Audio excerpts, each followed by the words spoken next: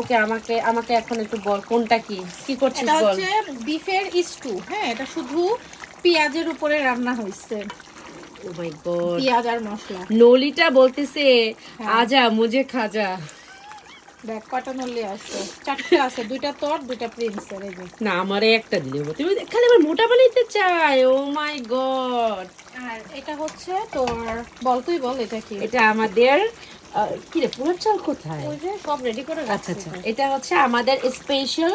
এটা নাম দিব কি বলতো? আখনি বিরিয়ানি না, এটা তিহারি তিহারি। আর এটার সাথে আমরা একটু আলু আর দিব আজকে। হ্যাঁ, ওটা আমরা রেডি করে রেখেছি, আমি তো দেখাই দিই। এটা আমি একটু ভাইজা রাখছি, তাহলে এটা খাইতে টেস্ট লাগবে আর কি। আলুটা ওয়াও, সব ভাইজা রাখছি। জান রে এই আলুটা যে ছুলতে কষ্ট। আমি কি কাহিনী করে করছি দেখো, চিন্তা কর। সো এই যে আমাদের মানে কালার, জাস্ট কালারটা দেখলেই বোঝা যায় যে এইটা হচ্ছে আমাদের তিহারির জন্য। আর স্টুর কালারটা একদম জানি, স্টুর কালারটা সেই হয়েছে একদম। এটা এই জন্য বললাম যে ধন্যবাদটা দিব না না, এটা এমনি অনেক ভালো। ওকে, আমাদের তিহারির মাংসটার সাথে পোলার চালটা দিয়ে এখন একটা সেই লেভেলের মিক্সিং করা হচ্ছে, যেটাকে আমরা বলি ঘুটা। বাট এটা very important, it's very important. এই ঘুটাটা অনেক, না অ্যাকচুয়ালি এটা ঘুটা না, এটা লড়াই। লাড়ালাড়ি ভাজতেছি যাতে চালটা একটার সাথে একটা না লাগে, মশলাটাও যাতে খুব ভালোভাবে চালটার সাথে।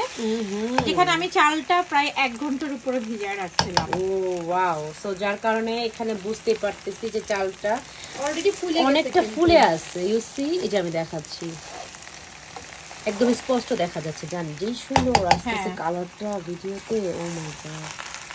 তো বুঝতে পারতেছো তোমরা যে এটার ফিনিশিং এ লুকটা কিরকম আসবে। এখনই মনে হচ্ছে কি আমি খাওয়া ফেলাই, মনে হচ্ছে অলরেডি হয়ে গেছে।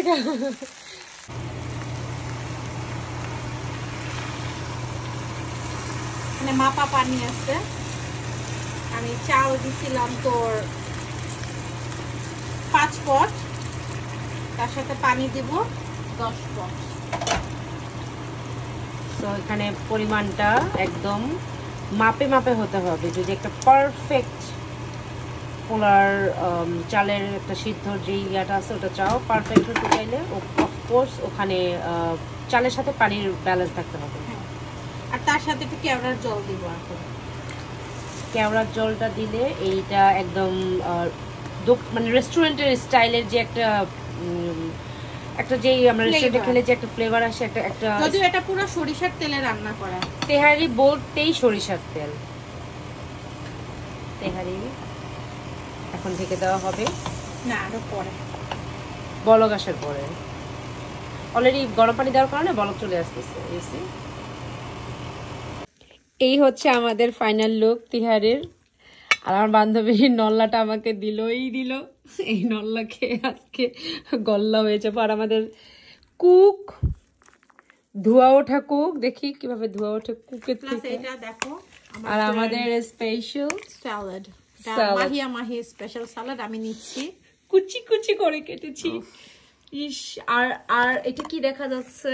ও মাই গড, কাচের বোতলের কুক খাবো। ওকে আমরা এখন খাই, বিরক্ত করো না সবাই, ভালো থাকো, বাই। এই যে প্লিজ